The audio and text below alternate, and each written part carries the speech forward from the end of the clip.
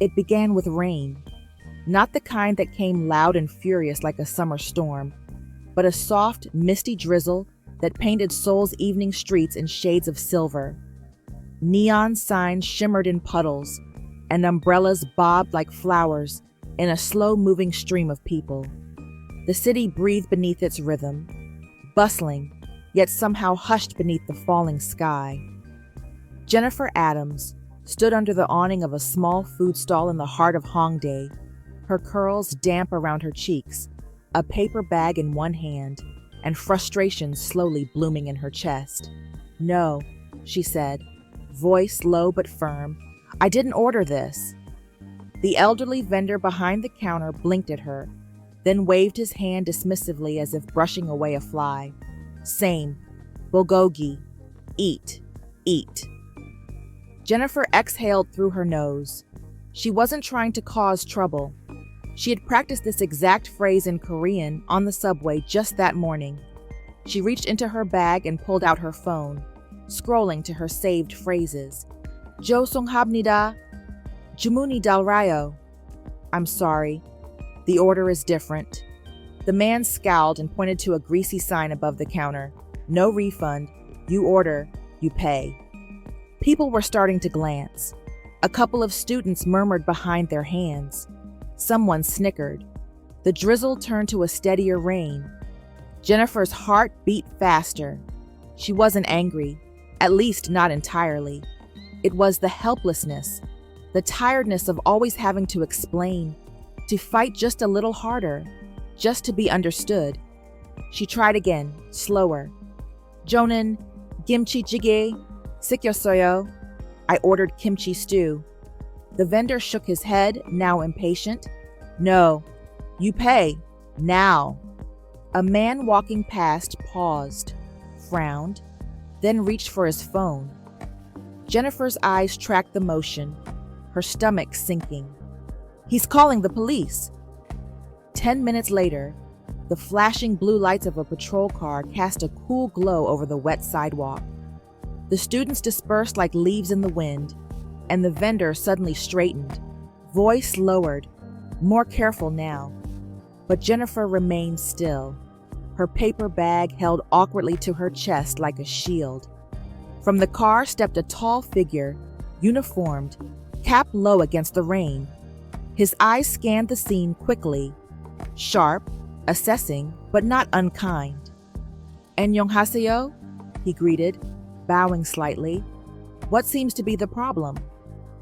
His English was surprisingly good, with just a trace of accent.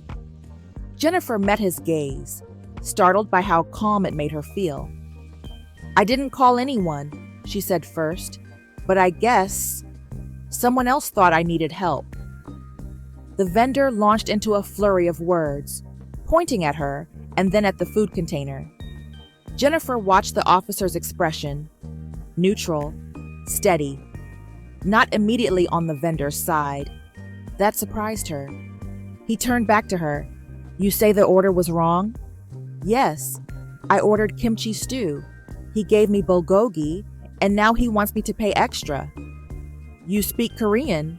he asked, eyebrows rising slightly. "A little," she admitted, "enough to get confused in public." His lips twitched, almost a smile. "All right," he said, stepping lightly around her. "Let me talk to him." She watched as the officer, his name tag reading Kim Ye-jun, spoke quietly with the vendor. There were no raised voices, just a steady exchange of words, a few nods, a deep bow from the old man, reluctant but respectful. And then Ye-jun reached into his wallet. "No, wait," Jennifer stepped forward, alarmed. "You don't have to do that." He turned, his hand already halfway to the vendor. "It's a small amount, but still." He looked at her, really looked at her, and for a moment, the drizzle, the crowd, the awkwardness all seemed to fade. "You've had a long day," he said simply. She blinked. "How do you know that?" "Your eyes." He handed over the bill. The vendor bowed again, and the deal was done. People only argue with street vendors in the rain when they've already run out of energy for everything else. Jennifer opened her mouth, then closed it. The heat of humiliation pricked at the edges of her pride. "Thank you," she said, voice barely above a whisper. He nodded once. "It's nothing." She turned, eager to disappear into the rainy blur of the city, but paused when he called after her. "Wait!" She looked back. Ye-jun held out his umbrella. "You forgot this." She frowned. "That's not mine." He offered it anyway. "Then it's mine, but I'll lend it to you." She hesitated. Her own coat was already damp. The warmth of the umbrella, his warmth, was tempting in ways she hadn't expected. "I don't know how to return it," she said finally. "Then we'll see each other again." A small silence stretched between them. Not heavy, not awkward, just still. She took the umbrella. "Thank you, officer." "Kim." "Ye-jun," he said. "But just Ye-jun is fine." She nodded. "I'm Jennifer Adams." His eyes softened. "Nice to meet you, Jennifer." And as she walked away, tucked under the safety of borrowed shelter, she didn't look back. But she could feel him watching. And though she didn't yet know it, that simple, rain-slicked moment would be the first note in a song neither of them had planned to write.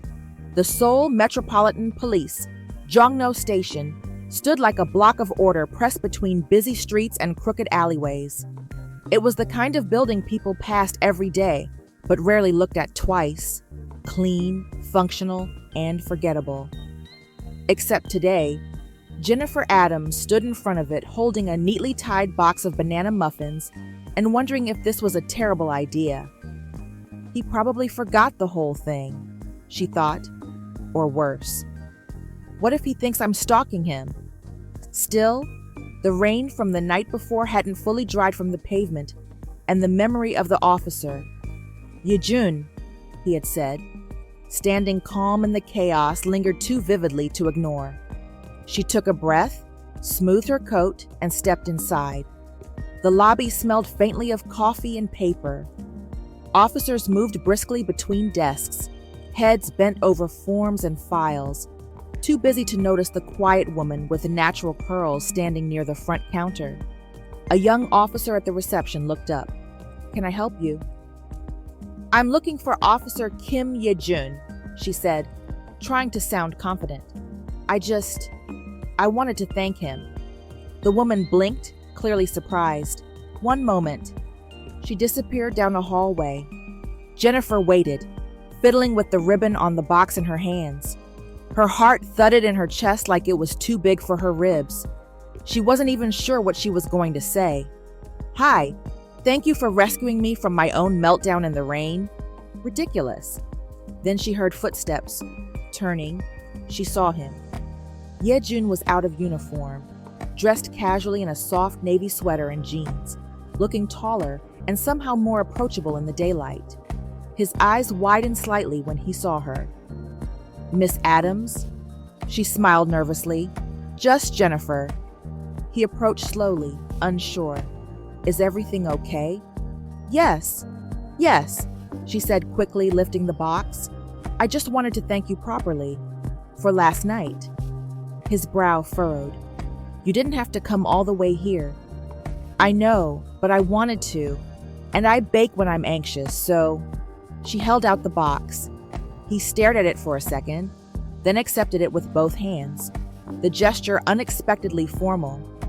"Banana muffins?" he asked, lifting a corner of the lid and peeking in. She smiled. "With chocolate chips? Canadian survival staple." A soft laugh escaped him. Unexpected, unguarded. "I haven't had breakfast yet," he admitted.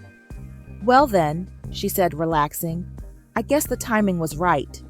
A beat passed. Neither moved. Then he gestured toward the break room down the hall. "Would you like to sit? I can make tea or coffee." "I'd like that," she said, surprised to hear the answer come so easily. The break room was small and quiet, tucked away from the noise of the station. A potted plant wilted slightly near the window, and the chairs had that uncomfortable plastic feeling meant to keep people from lingering. But somehow, none of it felt awkward. Ye-jun poured 2 mugs of tea and handed her one. Their fingers brushed, just barely. "I've never had anyone come back to thank me before," he said after a long moment. "Seriously?" He nodded, sipping. "People are usually more relieved to leave the station than return to it." She laughed softly. "Well, I suppose I'm not most people." "No," he said. "You're not." The words hung in the air like steam rising from the cups. She glanced at him, watching the way his gaze rested somewhere near her hands, like he was thinking deeply, but couldn't put it into words. She liked the quiet with him. It wasn't heavy.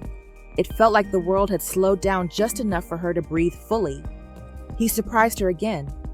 "Why did you come to Seoul?" he asked gently. She looked at him, surprised. Then, slowly, she answered, "I needed distance. I was in a relationship that made me small. I left before I forgot how to be myself." He didn't ask for details, just nodded, his eyes steady and kind. "That was brave," he said simply. She blinked. No one's called it that before. "They should have." A silence fell between them again, but it was different now.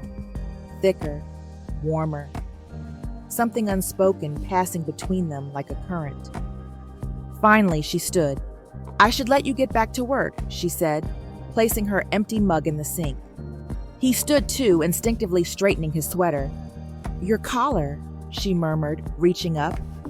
Her fingers brushed the edge of the fabric, adjusting it gently.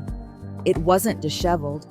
She could have ignored it, but something made her reach. His breath hitched, almost imperceptibly, and his eyes met hers, close now, too close. Jeniffer dropped her hand, stepping back with a soft laugh. "Sorry," she said, her voice thinner now. "Habit. I used to fix my exes before meetings." He said nothing at first. Then, "Not the kind of thing I want to be compared to, but..." He gave her a slow smile. "I'll accept the gesture." She smiled back, cheeks warm. "Well, thank you again, Officer Kim." "Ye-jun," he reminded her. "Right." She stepped toward the door. "Have a good shift, Ye-jun." As she walked away, he stood there, muffins in hand, heart doing something it hadn't done in a long time, beating with possibility. The city always seemed to wake before her. Each morning, Jeniffer Adams stepped out of her small rooftop studio in Yeonam-dong and joined the quiet tide of early risers. Shopkeepers unlocking shutters, students blinking behind steamed-up glasses, and couples huddled beneath scarves with sleepy eyes and linked fingers. She wasn't one of them, yet. She walked alone, purposeful but not hurried. Her path to the nonprofit where she now volunteered as a cultural liaison took her through a narrow street lined with ginkgo trees, small bookstores, and an old brick church whose bell rang at 7:45 sharp. And just past the church steps, always nestled at the corner of the block like a secret, was Bakyum's Brew, a battered teal food truck with a chalkboard menu and the best brown sugar lattes in Seoul. It became a quiet ritual. Arrive just before 8, order in slow Korean, and enjoy 5 minutes of peace before the day claimed her. Until, one morning, he was there. "Still going for the brown sugar latte?" came a familiar voice, low and warm. Jeniffer looked up, startled, and then smiled, surprised by how easily the expression came. "Ye-jun," she said. He stood beside the truck in uniform, cap tucked under one arm, hands casually in his pockets. "You remembered my order?" she asked. "I remember a lot of things," he replied, then added quickly, "It's part of the job, observation." "Right," she teased, "professional surveillance." His mouth curved slightly. "Exactly." They stood quietly as the barista, A young woman with a nose ring and pink headphones handed Jennifer her drink. "Thanks," she said, accepting the cup and then hesitating. "You didn't order anything?" "I already had mine. I just happened to be on the street today." She arched a brow. "Happened?" He tilted his head. "Roughly." She laughed, not just politely, but genuinely, softly, the way you laugh when something unfamiliar feels safe. They walked a few steps down the street together. "So," she said, sipping, "do you always patrol artisan coffee corners?" "Only when they involve suspicious foreigners who argue with food vendors." She gave him a look, but her smile didn't fade. "You're lucky these lattes are good, or I'd be offended." It became a rhythm neither of them questioned. Every few mornings, he'd be there, sometimes in uniform, sometimes off-duty in a soft gray hoodie and jeans that made him look younger, less official. She never asked if he adjusted his route. He never asked if she came earlier than needed. The silence between them began to fill with quiet things, shared glances, traded jokes, a casual brush of fingertips over paper cups. One morning, as they sat on a bench nearby, sipping coffee while the city stirred to life around them, he broke the quiet. "My father used to bring me here," he said, nodding toward the church. "Every Sunday, rain or shine." Jennifer looked at him, sensing the shift. He was a police chief, big reputation, the kind of man people stood up straighter around. She waited. "I was 13 when he died in the line of duty."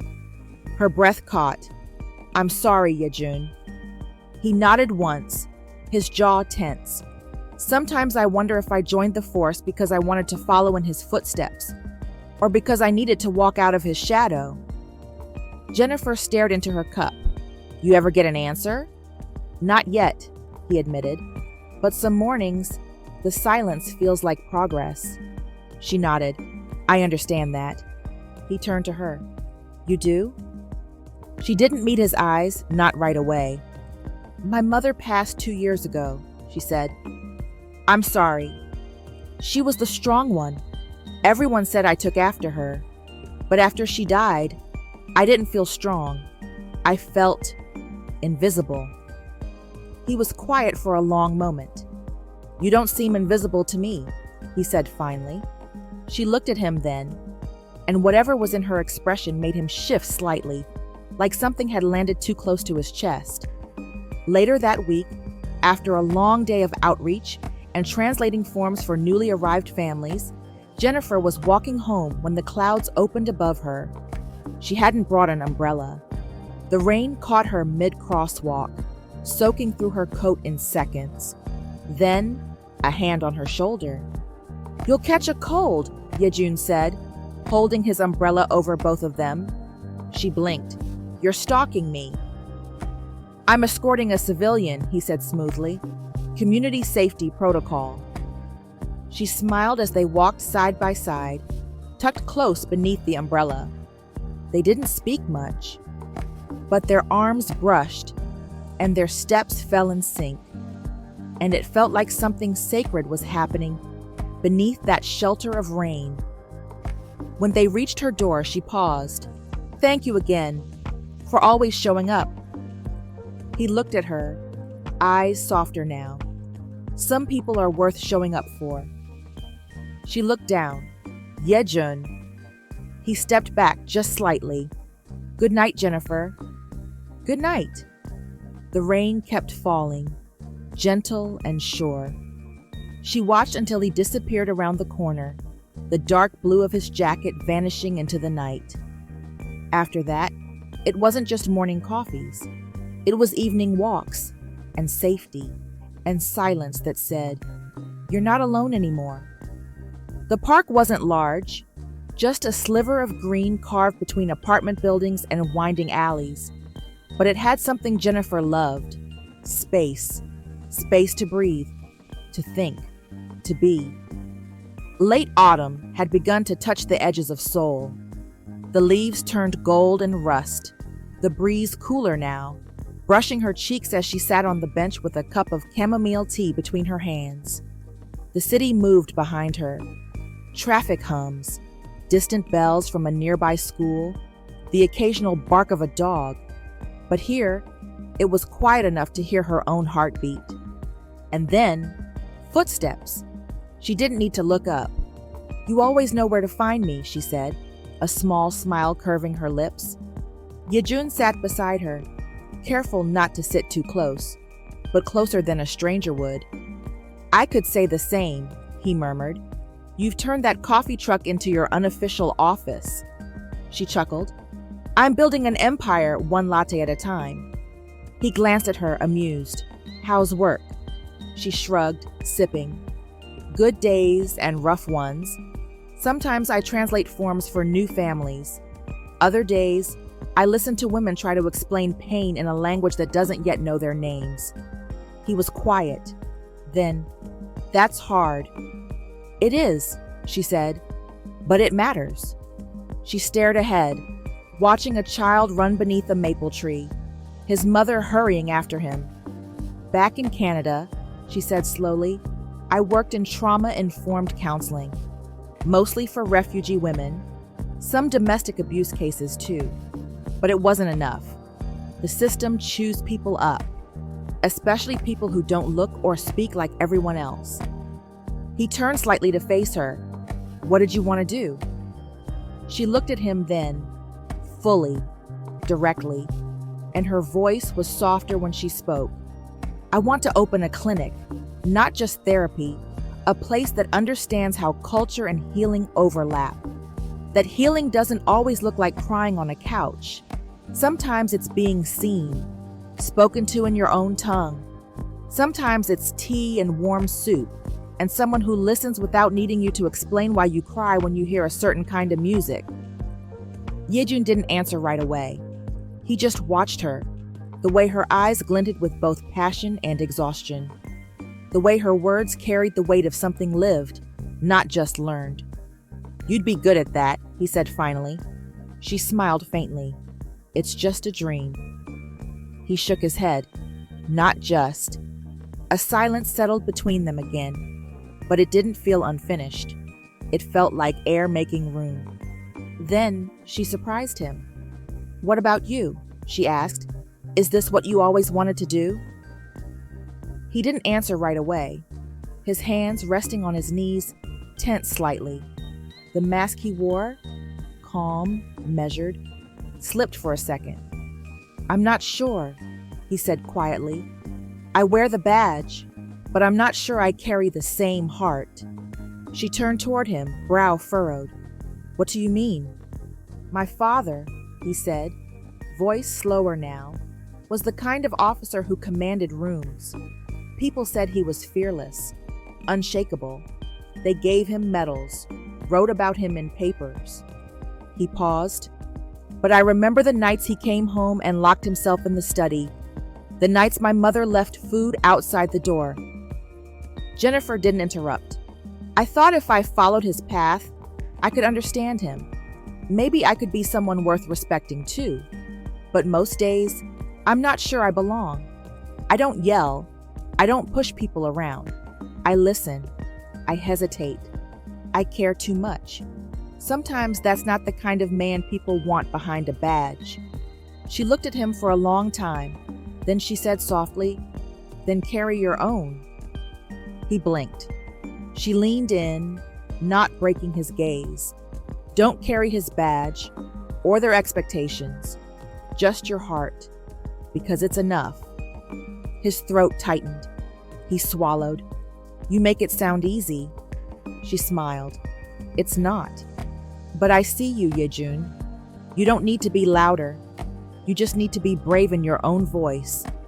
He exhaled, shaky, like he hadn't even realized he was holding his breath. And then he said something he hadn't meant to say aloud. "I like talking to you." Jennifer's smile softened. "I like listening to you." They sat quietly again, shoulder to shoulder, letting the wind pass through the branches above. And for the first time in a long while, Ye-jun didn't feel like he was living in someone else's shadow. He felt seen. And slowly, slowly, something inside him began to shift. The rain returned, just as the ceremony began. The air smelled of stone and pine and the faint metallic tang of wet earth. Jeniffer stood toward the back of the gathered crowd, holding her small black umbrella low over her head. She hadn't told him she would come. She hadn't meant to come, really. But something inside her stirred when she read the public notice that morning. Seoul Memorial Day for Fallen Law Enforcement. Ye-jun's father. She'd searched the name afterward. Chief Kim Dong-woo. Decorated. Respected. A national story. The ceremony was simple.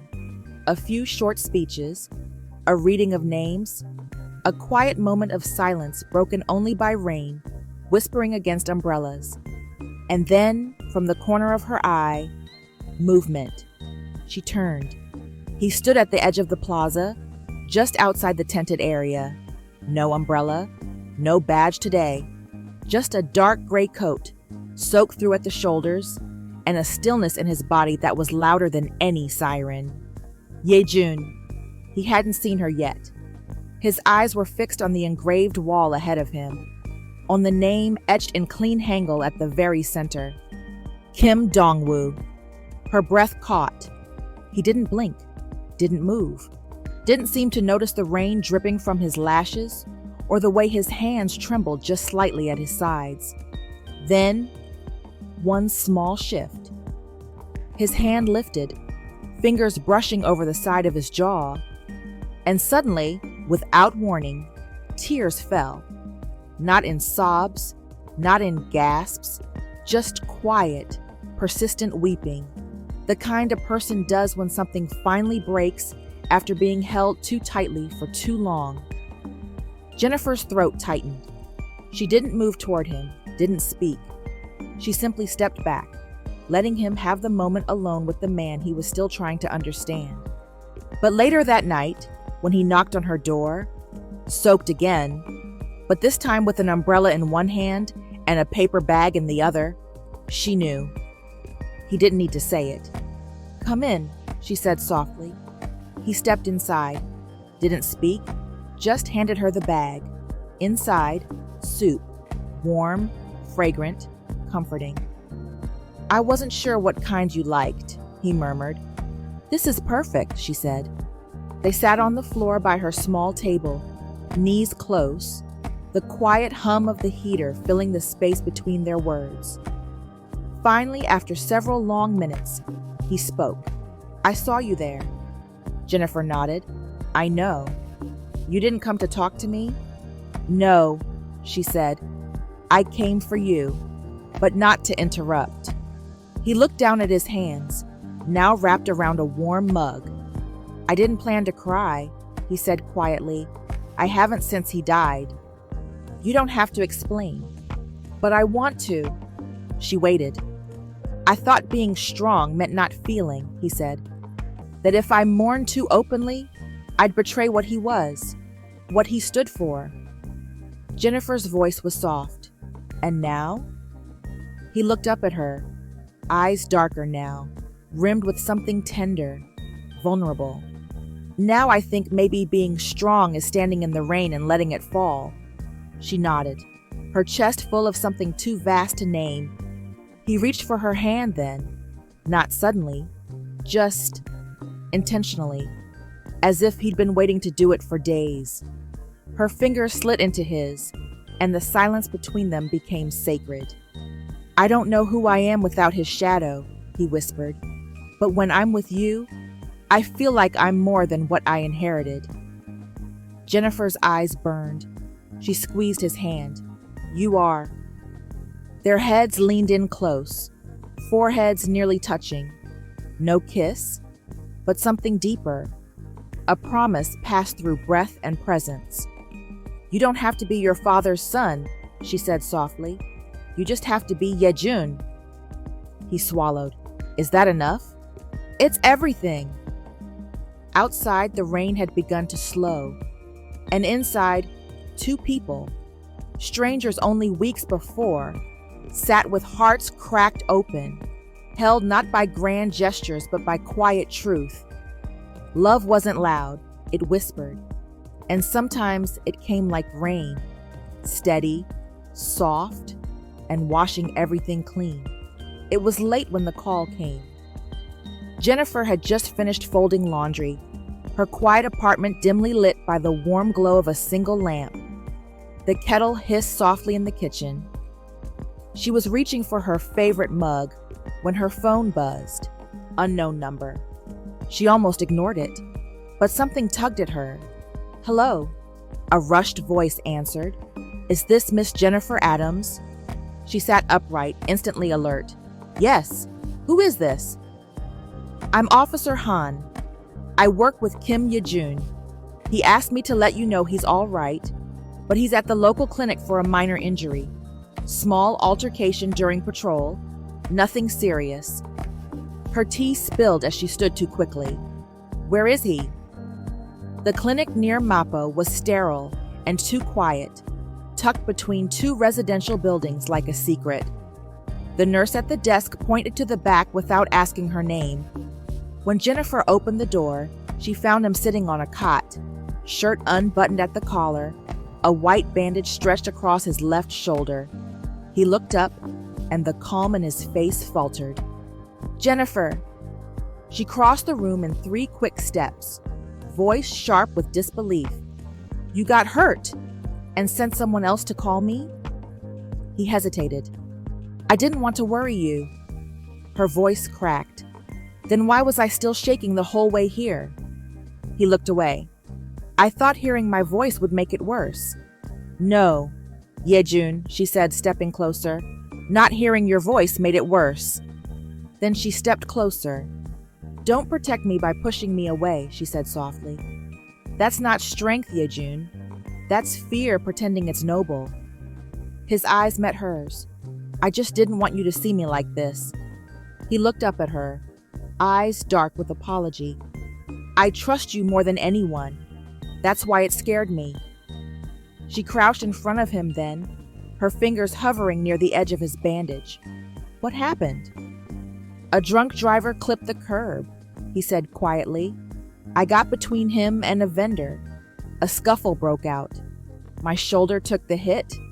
It looks worse than it is." "You say that like it's a paper cut." He smiled faintly. "It was a dramatic paper cut." She didn't laugh. Instead, she reached for his hand, held it between both of hers.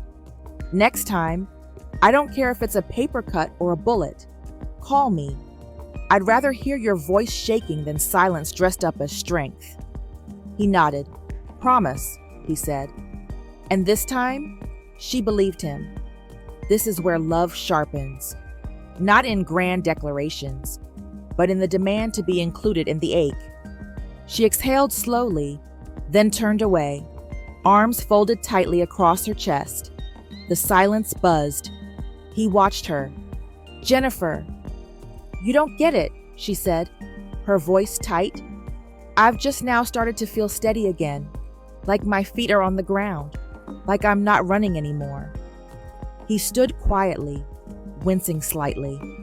"Then I'll stay still." "That's not the point." His eyes lifted to hers, and what he saw there unmoored him. Fear, anger, tenderness, all tangled in one raw gaze. "You make me want things," she whispered, "and I'm scared of wanting them here, in a place where I still check for stares before I speak too loudly, where I have to think twice before holding someone's hand." She looked away. "I'm scared of getting attached to something that was never meant to last." His hand reached for hers, gently. "Then let me be the one who stays." She closed her eyes, but the tears slipped anyway. "You could have been seriously hurt, and I'd just be some foreign girl who showed up in the wrong country and fell for the right man at the wrong time." He stepped forward. "No," he said quietly. "You'd be the woman who made me feel like I was finally living in my own skin." Her lips parted. His voice dropped even lower, more certain. "I want to belong where you are." Her breath caught. She shook her head, trying to laugh, but it trembled. You're not supposed to say things like that. Why not? Because it makes it harder to pretend this isn't real. He moved closer, and then his hand lifted. He touched her cheek, lightly, tenderly, as if he was learning the shape of her pain. His thumb brushed beneath her eye where a tear clung. I don't want to pretend, he murmured. She leaned into the touch without meaning to. Her hand came up, covering his. Their palms met between her jaw and his fingers. You scare me, she whispered. He nodded. Good. Then we're even. A soft laugh escaped her, wet and broken and beautiful. And there, in the silence that followed, in the warmth of his palm and the thud of her heartbeat, something shifted between them. Not a kiss, but something far more intimate. A truth, spoken not with lips, but with presence. I see you, he said, his forehead now just inches from hers. Not the foreigner, not the visitor, just you. She looked up, finally meeting his eyes again. And I see you. Not the uniform, not the name, just Ye-jun. Their breaths mingled, their hands stayed clasped, and the space between them was no longer empty. It was home. Started small, sideways glances at the coffee truck. An older man narrowing his eyes as Ye-jun handed Jeniffer a cup. Two teenage girls whispering behind their phones, snapping a photo when they thought she wasn't looking. Then came the tension. A neighbor in her apartment building, usually quiet, greeted her with a stiff smile and an extra second of hesitation. Her favorite grocery ajumma, who once complimented her accent, now avoided conversation altogether. And then came the worst of it. She was unlocking her door late one afternoon, grocery bag looped around her wrist, when she heard it. Voices rising from the stairwell below, drifting through the concrete like smoke. Did you see her again this morning? With that officer? A scoff. Honestly, foreign girls come here thinking it's a drama. She probably thinks she's the main character. Laughter. And him? Kim Ye-jun was always odd, too quiet. Must be that kind of man. The kind who can't handle a real Korean woman. Something inside Jeniffer cracked. She didn't wait to hear the rest. She didn't even go inside. She turned and ran. The alley behind the apartment building was narrow and cold. The sun had already dipped behind the rooftops, casting long shadows between stone walls and bicycle racks. She stood there with her hands pressed against the bricks, chest heaving. The grocery bag slipped from her wrist, scattering apples across the wet pavement. She didn't chase them, didn't move. Tears pressed behind her eyes but didn't fall, held back by habit, held back by pride, held back by years of learning to survive in spaces where her voice was too loud, her skin too different, her presence always questioned. And then, suddenly, quiet footsteps, not rushed, not cautious, familiar.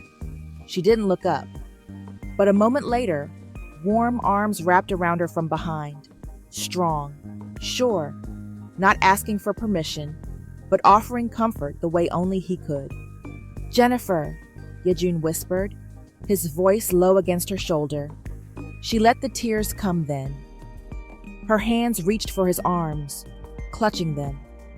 She turned and buried her face into his chest. No words, just shaking, shallow breaths, and the sound of her heartbreak against his ribs. He held her for a long time, said nothing, didn't ask, didn't flinch when her sobs came harder, just held her tighter, like he could gather all the broken pieces and shield them with his silence. When her breathing finally slowed, he kissed the top of her head. Come with me. They drove in silence, out of the city, out past the lights and crowds, into the hills on the city's edge, where trees grew thicker and the air felt less watched. The garden was hidden behind an old stone wall with a wooden gate that creaked when he pushed it open. Inside was a winding path of moss-covered stone, tangled vines, and a small koi pond still glimmering under the moonlight. Jeniffer stood in the entrance, eyes wide. "It's beautiful." "My mother used to bring me here," Ye-jun said softly, hands in his coat pockets. "It was hers. She kept it after my father died, said the flowers needed something to live for." Jeniffer stepped farther in, her boots crunching gently over fallen leaves. The world here felt slower, quieter, safe. Ye-jun followed behind her. "This is where I go when I forget who I am." She turned to face him. He looked different here, less guarded, softer. "I didn't think it would be this hard," she confessed. "Living here? Loving here." His eyes found hers. "It's not supposed to be this hard," she whispered. "Not something that makes people whisper behind your back. Not something that makes you feel like you have to shrink just to be accepted." "It's not," he said. "But they're wrong, not us." She looked down. "Sometimes I want to leave, just disappear. Somewhere I don't have to explain my presence." Ye-jun stepped closer, reached for her hand, laced his fingers with hers. "Then let me be that place," he said quietly. She met his eyes, and the pain in her chest loosened, just a little. They walked slowly through the garden, their fingers still linked, passing white blossoms that seemed to glow in the dark. And as the wind stirred the leaves and the moon poured its light across the quiet space, Jeniffer realized something. Love wasn't just found in laughter and kisses and soft mornings. Sometimes, love was a garden no one else knew about. Sometimes, it was two hands holding on in the shadows. Sometimes, it was simply being seen. It arrived on a Wednesday. The email subject line sat there, innocuous but heavy. Program Director Opportunity, Women's Healing Alliance, Toronto. Jeniffer stared at it for several minutes without opening it. Her tea had gone cold on the table beside her. The wind stirred the curtain at her window, but inside, everything felt unnaturally still. When she finally clicked it open, her breath caught. They wanted her. An executive role, full salary, full creative control. A chance to build her dream. The culturally responsive trauma center she'd only spoken of in pieces. Whispered to herself when the city felt too big and she felt too small. And it was back home. Home. A word that had grown blurry since Seoul had started feeling like more than a layover in her life. "You came here to heal," her supervisor at the NGO told her that afternoon, leaning across the desk with gentle eyes. "Maybe now, you're ready to lead." Jeniffer blinked, caught between flattery and dread. "You're not saying I should leave, are you?" "I'm saying you've outgrown this space, Jen," the woman replied, not unkindly. "You've planted seeds here, but some dreams need more room to bloom." She smiled softly. "Don't you want to see your dream come true?" Jennifer's throat tightened. "I do, but..." Her dream had a name now, a heartbeat, a face she reached for in the dark, a quiet voice that made her laugh before sunrise, a pair of hands that felt like shelter, and that dream lived in Seoul. She didn't tell him that night, not at first. They met like they always did, beneath the lantern light of Bakium's Brew, her coffee truck sanctuary. He was off duty, in jeans and a charcoal sweater that made him look warmer, more human. His hair was still damp from a recent shower, and the scent of cedar clung to his skin when he leaned in to greet her. "You're quiet tonight," Ye-jun said, as they walked slowly down the sidewalk, lattes in hand. Jeniffer hesitated. "I got an email today." He glanced at her, attentive. A job offer. Back in Toronto. He didn't respond right away. The silence stretched between them like a glass bridge over too much water. "What kind of offer?" he asked finally, voice level. She swallowed. Program director, full funding, creative lead, everything I told you I wanted. He nodded once. His gaze was distant. I haven't accepted, she added quickly. Still, no response. They reached the end of the block. The neon lights behind them dimmed. The wind stirred gently between them. You're not going to say anything, she whispered. He turned to her slowly. His eyes were softer now, but weighted, like someone holding something too fragile to name. I should be happy for you, he said. It's everything you've worked for.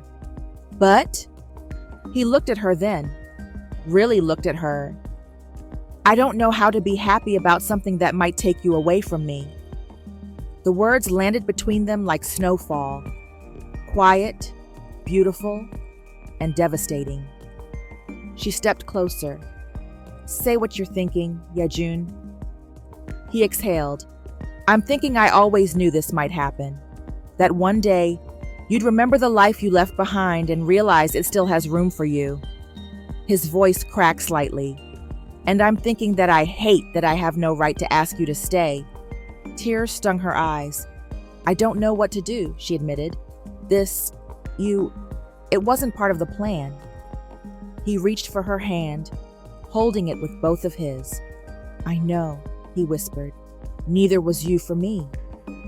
She shook her head, a sad laugh escaping. It'd be easier if you were a jerk. He smiled faintly. I tried. You didn't fall for it. She touched his chest lightly, fingertips pressing over the fabric. What if I go and regret it every day? He leaned his forehead to hers. Then I'll still be here. Her breath caught. You'd wait? I don't know, he admitted, voice breaking, but I'd still love you. The streetlight flickered above them, and though nothing was resolved and no decision made, they stood there holding each other in the glow of things unsaid. Sometimes love doesn't demand an answer. Sometimes it just waits for clarity, for courage, for the next breath. The night before her flight, Seoul felt impossibly still. The rain had stopped, and the air was laced with the crisp clarity that came only after a storm, like the city had paused to breathe. Lanterns outside her window swayed gently in the breeze, casting soft red shadows against the pale cream walls of her apartment. Inside, a record hummed low on the turntable. Old jazz, something rich and melancholic, the kind of a song that wrapped itself around silence and made it feel like company instead of absence. Jeniffer moved slowly through the apartment, barefoot, heart heavy. She'd packed most of her things earlier, just 2 suitcases, neat and quiet by the door. Her visa paperwork was folded carefully in her carry-on. The plane ticket sat printed on the coffee table like it might vanish if left unattended. But the only thing that felt real was him. Ye-jun stood in her kitchen, sleeves rolled up, steaming mugs in his hands. He looked around at the bare shelves, the boxed books, the single-framed photo still clinging to the wall. It feels emptier already, he said. She smiled faintly. It's strange. I didn't think I had much, but it still feels like leaving part of myself behind. He handed her the tea. Their fingers brushed. It was electric even now. Maybe especially now. You still have time to change your mind, he said quietly. Jeniffer took a sip, then shook her head. If I stayed now, I might end up resenting everything, even the good things. He nodded, slowly, like he already knew that, like he'd made peace with it the moment the offer came. Can I ask you something? She said, voice barely above a whisper. Anything. If we'd met in Toronto, do you think it would have been different? He looked at her, eyes soft and unreadable. Maybe. She waited. But I think, he continued, we had to meet here, in the place where we both came to be found. Her breath caught. She blinked hard and looked down at her mug. You always say things like that. Like what? Like the ending of a novel I don't want to finish reading. He stepped closer, set his cup down, took hers from her hands, and placed it beside his. Then he held out his hand. Dance with me. Jennifer blinked. Here? He nodded. One more memory. One that doesn't feel like goodbye. Her hand found his, and in the middle of that little apartment, surrounded by half-packed dreams and the soft hum of fading music, they danced. Slowly, no rhythm, no pattern, just swaying, breathing, letting the silence speak for them. His hands rested at her waist, hers curled at the nape of his neck. They moved like they had all the time in the world, even as the clock ticked toward morning. After a while, she laid her head against his chest. "You don't need to wait for me," she whispered. He stilled, and then his voice, low and steady, rumbled against her ear. "But I want to." She closed her eyes. Tears slipped down her cheeks, soundless. He felt them, didn't say anything, just held her tighter. Outside, the city glowed. The wind kissed the rooftops. A cat meowed somewhere down the alley. And in that small apartment above the world, two people who weren't ready to let go danced anyway. They knew this wasn't forever. But love didn't always end in forever. Sometimes it ended in a moment that stayed with you for the rest of your life. And for now, that was enough. The morning came quietly.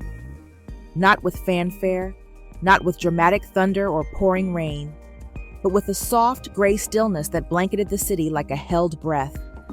The sun hadn't yet broken through the clouds, and the sky looked washed out, undecided. Jennifer stood at the threshold of her apartment, keys in one hand, her other clutching the handle of her suitcase. Everything about her was composed. Hair pulled back neatly, travel coat buttoned, lips pressed in a determined line. But her eyes gave her away.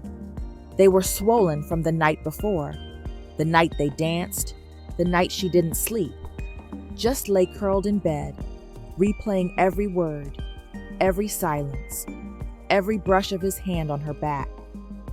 She had told herself she wouldn't look for him that morning, that she wouldn't hope to see him waiting outside the building, hands in his pockets, trying to pretend he wasn't hurting.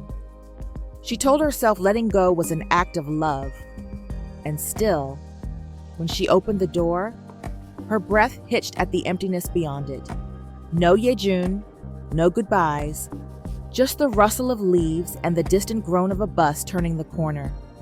The ride to the airport blurred past her like a dream underwater.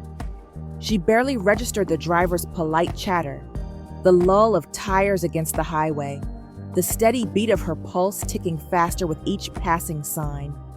The city grew smaller behind her. The buildings thinned, and her chest felt like it was caving in, one rib at a time. At the terminal, she moved on autopilot, passport, boarding pass, security check, nodding, thanking, smiling when she was supposed to. Only when she reached her gate did she allow herself to exhale. She set her bag down, unbuttoned her coat, and wrapped her arms around herself tightly. That's when her fingers brushed something inside the coat pocket. A folded slip of paper. She frowned, pulled it out. It was plain, no envelope. Just her name, scrawled in a familiar, careful hand on the outside. Jennifer. She looked around instinctively, heart pounding. But no one familiar stood nearby, just strangers and echoes. With trembling hands, she unfolded the note. There were only 8 words. You were never just a passing moment. Ye-jun. The world fell silent. Her breath caught, painfully sharp in her chest. Tears blurred her vision as she stared at the words. Small, steady, written like a promise. Like a truth he hadn't been able to say to her face. Because if he had, she might never have left.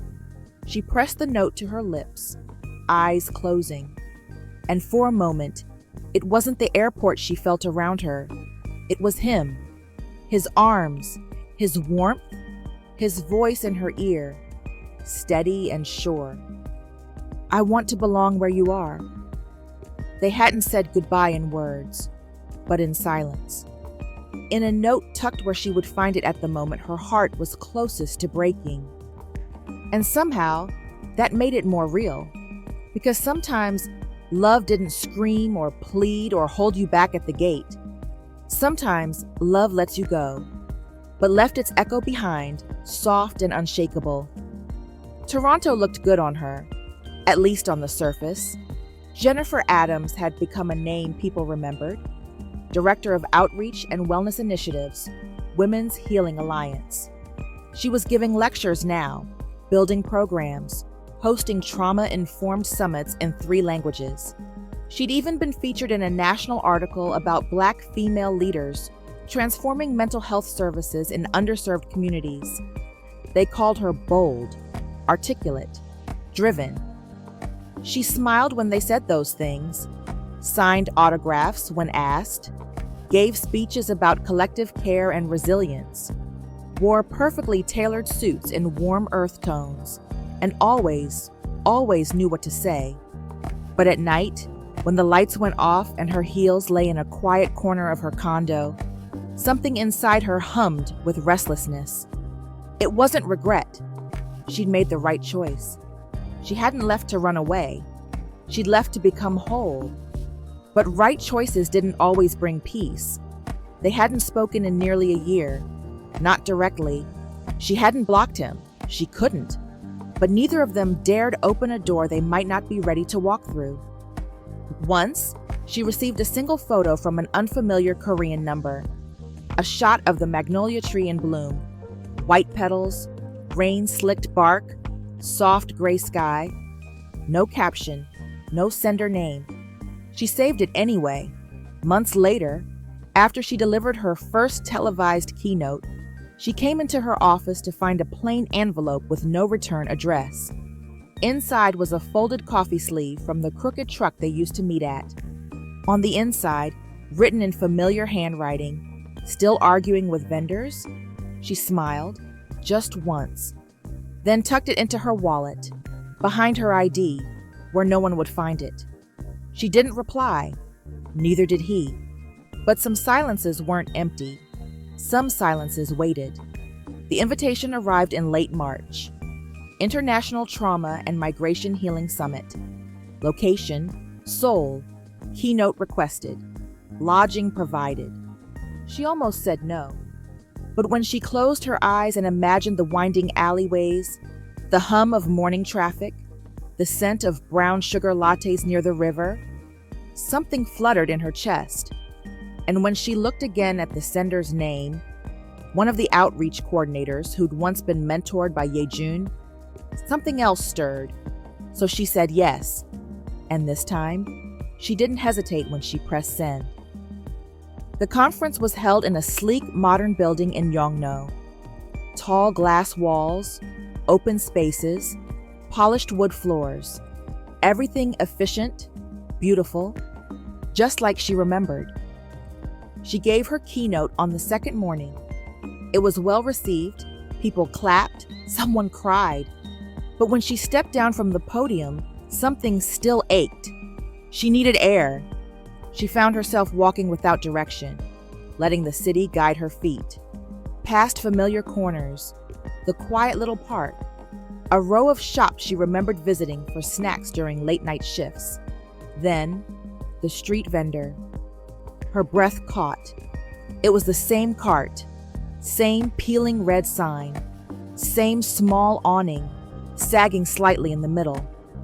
But this time, there was no argument, no confusion, no fear, just nostalgia.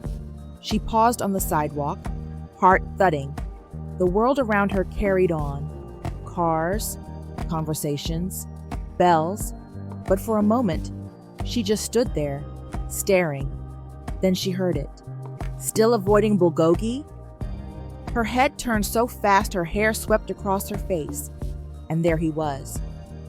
Leaning casually against the far side of the vendor cart, wearing a charcoal utility jacket with a name badge clipped to his chest. Community Outreach Division. Kim Ye-jun.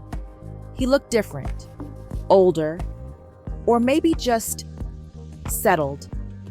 His shoulders more relaxed, his face a little leaner, a calm, steady light behind his eyes. But it was him. Her heart throbbed so loudly she was sure the whole street could hear it. "I'll eat it now," she said, voice low but sure, "but only if it comes with an umbrella." He smiled. It was slow, like sunrise after a long night, like recognition. "You came back," she nodded, "just for a few days." He walked over, slow steps, careful, like approaching something sacred. "Are you," he started, then paused, eyes flickering over her. "Are you okay?" "I'm successful," she said. He waited. "But I'm not at peace," she added softly. The honesty lingered between them. Then he reached into his back pocket and pulled out something small, folded paper, worn at the edges. She recognized it instantly. Her note. "I carry it with me," he said, "every day." Her eyes filled, and for the first time in a long while, she didn't stop the tears. "I kept yours," she whispered, "in my wallet." The inks faded. He looked down for a moment, then smiled softly. "I started working here with the outreach unit 6 months ago. Street programs, counseling support, language aid." She blinked. "You left the patrol division?" He nodded. "I finally started carrying my own heart." Something in her cracked. Without thinking, she stepped closer. And he didn't wait this time. He reached for her hand, warm, firm, sure. And when their fingers laced together, something in the air shifted, like the city exhaled around them. "I didn't know if I'd see you again," he said. "I didn't know if I'd come," she replied. He studied her face. "But you did." She nodded, tears slipping down her cheeks. "I did." A quiet moment passed. Then, with no rush, no performance, just the aching truth of a year lost and found, he whispered, "Would you walk with me?" She smiled. "Always." And as they turned down the street, hand in hand, past the vendor who no longer needed to ask questions, Jeniffer Adams felt something unfamiliar settle in her chest. Not longing, not ache, but stillness, and maybe, just maybe, the beginning of peace. The city was different at twilight. Seoul shimmered beneath a warm, golden haze as the sun melted behind the rooftops, casting soft shadows along the stone alleys and tree-lined paths.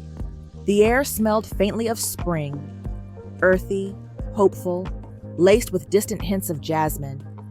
Jeniffer stood at the edge of the garden, the same one Ye-jun had once shown her, a secret sanctuary where the world had felt quiet enough to feel like herself. But she wasn't here by accident, not this time. Her conference was over.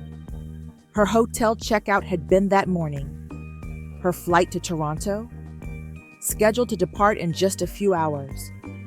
And yet, she hadn't left. She couldn't, because some things, some people, leave echoes strong enough to rewrite the future. She turned slowly, gaze lifting. There he was. Ye-jun stood a few feet away, framed by the low stone arch of the garden entrance, dressed simply in a dark sweater and slacks.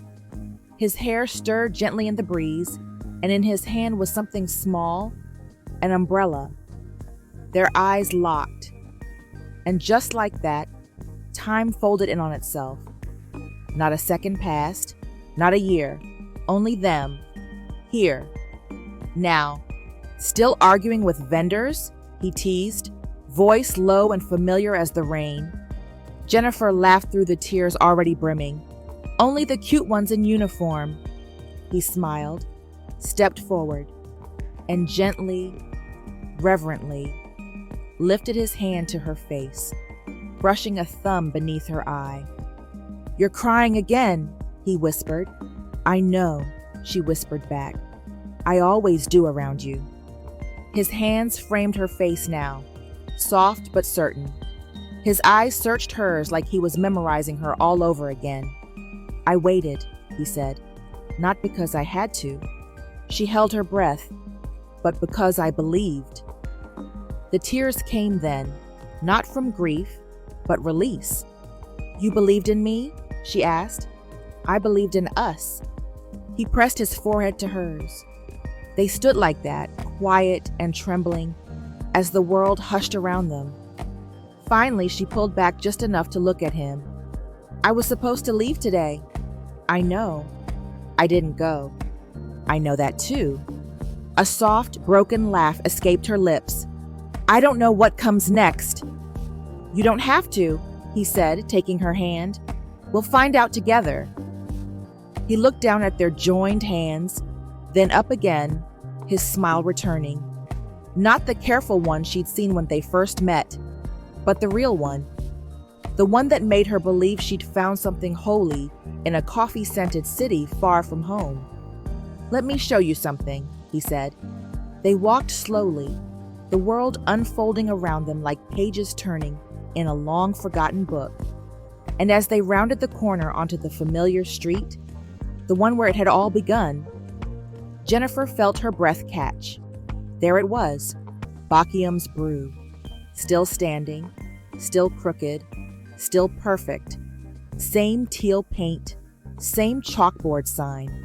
A fresh flower pot sat near the counter, and a small new sticker had been added to the front of the cart. This cart witnessed a love story. Jennifer laughed softly, fingers tightening around his. Ye-jun watched her, eyes gleaming. "No coffee today?" he asked. She leaned against him, smiling. "Only if you're buying." "I always was." They stood there, hand in hand, watching as a couple ordered drinks and laughed over a shared pastry. The sun dipped lower. The street began to glow with the soft blush of evening. Jennifer turned to him, eyes warm, voice soft. This city never felt like home. He tilted his head, waiting. "Until you." He kissed her then, gently, fully, with the kind of certainty that only comes after choosing someone 1,000 times in the quiet of your heart. When they pulled apart, breathless, she whispered, "I'm not going back." He smiled. "I know." They turned together and began to walk again, side by side, hearts steady. No suitcase, no clock ticking down. Just two souls who had crossed the world to find what they'd always been searching for. Not a place, but a person. Because sometimes home isn't where you started, it's where someone waited. 1 year later, spring returned to Seoul, carrying with it the scent of blooming magnolia trees and soft golden mornings that melted into gentle nights. The city pulsed with its usual rhythm, buses humming, crosswalks blinking, cafes buzzing with quiet conversation. Life moved forward, steady and bright. And on a narrow street in Yeonam-dong, tucked between a flower shop and a bookstore, was a small storefront with white curtains, clay planters, and a hand-painted sign above the door, the Quiet Room, a healing space for women of every walk. Inside, the scent of lavender and warm rice tea drifted through the space. Walls lined with books in multiple languages, cushions on the floor, soft music playing. At the center of it all stood Jeniffer Adams, her curls pinned loosely, reading glasses perched on her nose as she carefully rearranged a stack of affirmation cards written in English, Korean, and French. A woman across the room, Korean, middle-aged, visibly tense, looked up and said, "Thank you for seeing me." Jennifer smiled gently, walking her to the door. "I'm glad you came. Come back anytime. You're not alone." And she meant it. She always meant it. That evening, As the shop lights dimmed and the curtains swayed in the breeze, she locked the door and stepped out onto the street. The air was warm against her cheeks. Magnolia petals drifted down the sidewalk like a blessing. She turned the corner and saw him, Ye-jun, leaning against the lamppost where he always waited. Still in uniform, still steady, still hers. When he saw her, his face lit up. Not in surprise, not in awe, but in recognition. The kind of love that didn't burn wildly anymore, but glowed, constant, faithful. "Rough day?" he asked. "Not really," she said. "Just full." He held out a to-go cup from Bakium's brew, her name scribbled on the sleeve in Korean, and a tiny heart. She took it with a smirk. "You spoil me." He kissed her temple. "That's the point." They walked side by side through the same streets where they'd first met, their steps slow and unhurried, their fingers automatically finding one another's. At the corner of the old church, they paused. Children laughed nearby. A street musician played something soft on a guitar, and above them, the sky was turning gold. "Do you ever think about how it all started?" she asked. Ye-jun chuckled. "I think about that poor vendor who just wanted you to take the bulgogi." She laughed, bumping his shoulder. "You were so calm. I thought you were trying to be intimidating." "I was trying not to stare at how beautiful you looked in the rain." She rolled her eyes. "That's still so cheesy." "And yet you stayed." Her smile faltered for a moment, then softened. "I did." He looked at her then, really looked. And there was no ache, no longing, no fear. Just the joy of a love that had been chosen, kept, and nurtured into something lasting. "You know," he said quietly, "Seoul still isn't perfect. I know, but you made it feel like home." Jeniffer squeezed his hand. "No," she said, "we made it." As they continued walking, past the coffee cart, past the garden, past every version of who they used to be, the city moved around them. But they, two people who had once found each other in the rain, moved only toward each other. And under the streetlights, with a cup of tea in her hand and his arm at her waist, Jeniffer knew. She hadn't just stayed for love. She'd stayed for the life they built, for the light they made, together. It was small, not because they couldn't afford more, but because they wanted less. Less spectacle, less pressure, more soul. The ceremony took place in the garden behind Ye-jun's mother's old home, the same garden he once led Jeniffer to when her heart had nearly broken under the weight of a city that didn't always see her. Now it had bloomed. Beautiful flowers stretched overhead like soft, white lanterns. Ferns rustled in the breeze. Tiny twinkle lights, strung between trees, blinked slowly as the sun set, casting golden warmth over everything.